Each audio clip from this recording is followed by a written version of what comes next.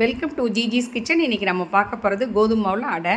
அந்த கோதுமை அடையை எவ்வளோ டேஸ்ட்டாக சிம்பிளாக செய்கிறதுன்னு உங்களுக்கு செஞ்சு காட்ட போகிறேன். வாங்க இன்க்ரீடியன்ஸ்குள்ளே போகலாம்.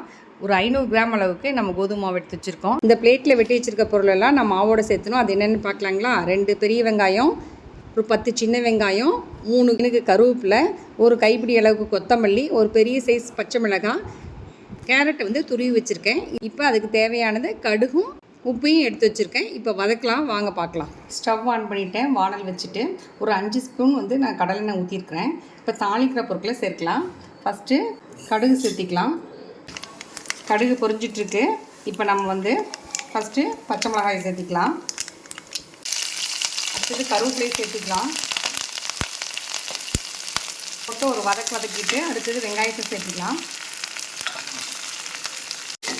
சின்ன வெங்காயத்தையும் சேர்த்திக்கலாம்.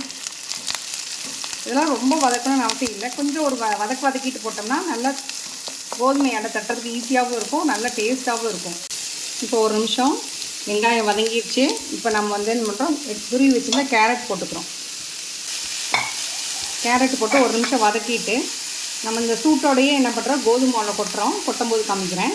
நல்லா உப்பு எடுத்து வச்சுருக்கேன். இந்த உப்பை போடுறேன், சேர்த்துக்கிட்டு நல்லா ஒரு கிளறிட்டு இதுக்கு கொத்தமல்லியும் வதக்க வேண்டாம், பச்சையாகவே மாவுக்குள்ளே சேர்த்திட்டு நல்லா ஒரு கிளறிட்டு இப்போ இந்த ஸ்டேஜில் நம்ம வதக்கி வச்சுருந்த பொருளெல்லாம் இதில் சேர்க்க போகிறோம்.